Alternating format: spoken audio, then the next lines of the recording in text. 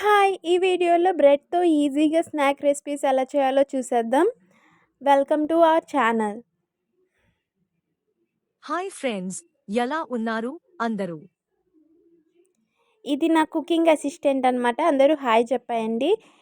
మేము chopping board, whisker కొన్నామనమాట. ఇక నుంచి వీడియోస్‌లో చాపింగ్ బోర్డ్, విస్కర్ కూడా కనబడుతూ ఉంటాయి.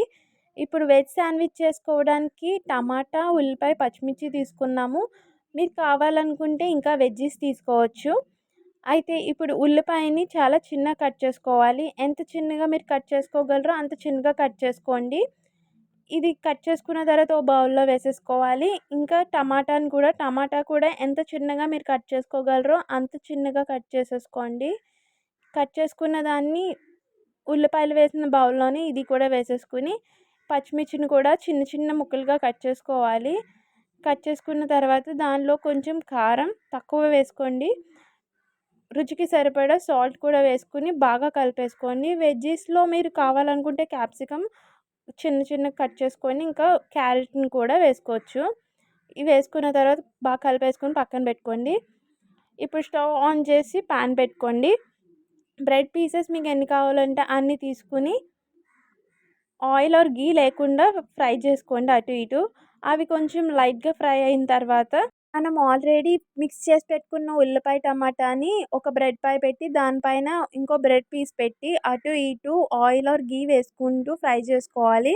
అయితే ఇక్కడ ఫ్లిప్ చేసేటప్పుడు మధ్యలో ఉన్న మిక్స్ పడిపోతుంది. పడిపోకుండా ఇంకొక స్పూన్ హెల్ప్‌తో అటు ఇటు ఫ్లిప్ చేసుకుంటూ రెండు వైపులా బాగా ఫ్రై చేసుకోండి. మన వెజ్ శాండ్విచ్ రెడీ అయిపోయిందనమాట. మీకు కావాల్సినన్ని బ్రెడ్ పీసెస్‌తో కావాల్సినన్ని శాండ్విచెస్ చేసేసుకోండి.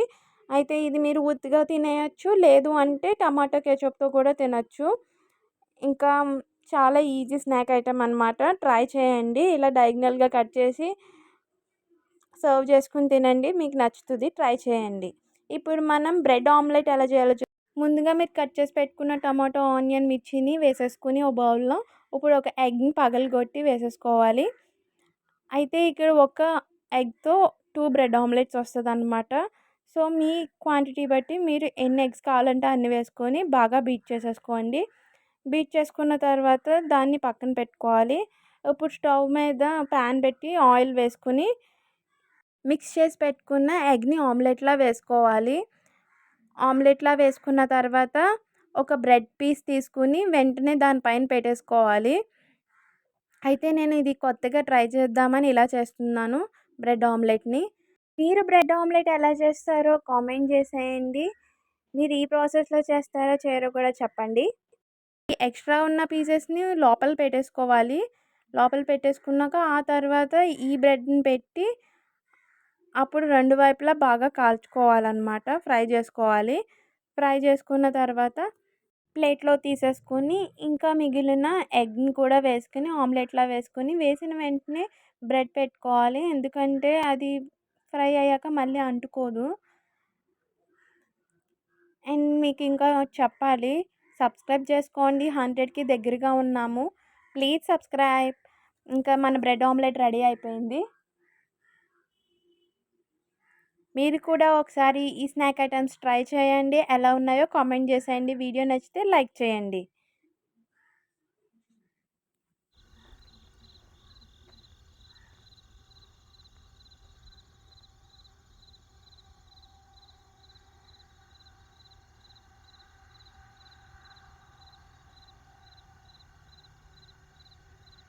If you like the video, like చేయండి, షేర్ చేయండి, సబ్స్క్రైబ్ చేసుకోవచ్చు కదా.